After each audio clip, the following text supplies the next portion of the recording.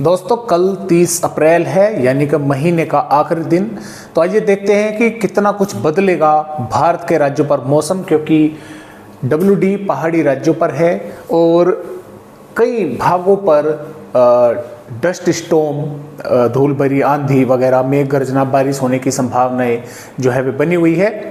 अब जहां पर ये बारिश हो रही है वहाँ पर तो कुछ थोड़ी सी राहत है, यानी कि थोड़े से तापमान घट चुके हैं। जहाँ पर 44-45 डिग्री के आसपास चल रहे थे, चाहे इसमें उत्तर प्रदेश राज्य हो, पंजाब हो, हरियाणा हो।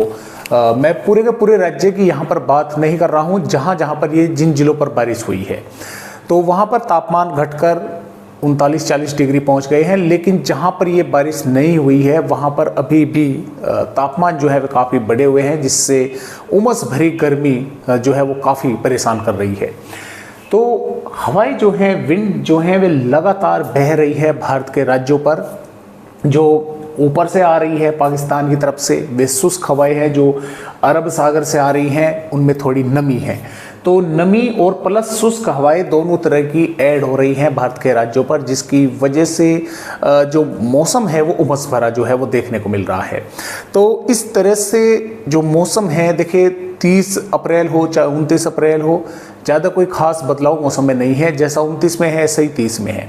लेकिन कुछ भागों पर बारिश होने की जो है, धूल भरी आंधी चलने की, बारिश होने की संभावनाएं वो बनी हुई है।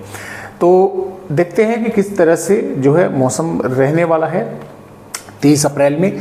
तो देखिए 30 अप्रैल में दोस्तों पंजाब हरियाणा के बहुत ही कम भागों पर तेज हवाएं चलना और बारिश होने की संभावनाएं रहेगी। जैसे कि पंजाब पर पठानकोट, गुरदासपुर, नवाशहर, रूपनगर, चंडीगढ़, फतेहगढ़ साहिब के आसपास के भागों पर, अन्य भागों पर भी बादल दिखाई दे सकते हैं।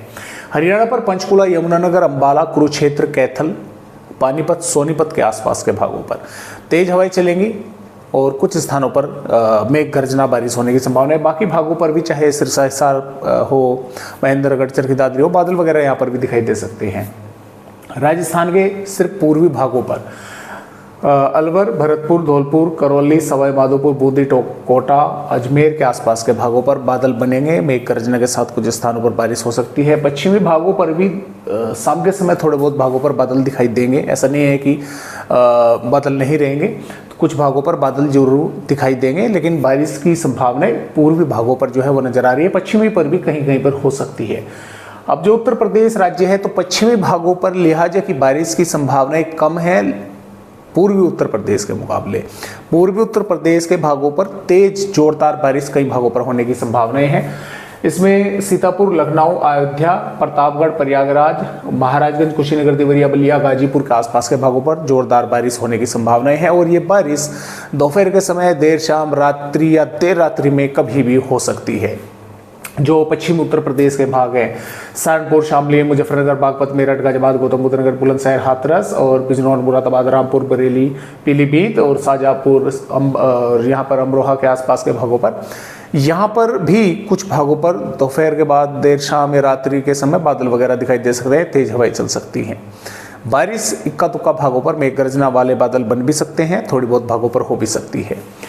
और इसके साथ साथ मध्य प्रदेश के भागों पर, क्योंकि यहाँ पर राजस्थान के भागों से जो बादल आगे बढ़ेंगे, तो यहाँ पर ग्वालियर, भिंड, मुरैना, दतिया के साथ साथ निवाड़ी, टीकमगढ़, छतरपुर, पन्ना, सतना, उमरिया, शहडोल, बालाघाट के आसपास के भागों पर बादल रहेंगे। कुछ स्थानों पर मेघ गर्ज के साथ थोड़ी बहुत भागों पर बारिश हो सकती है।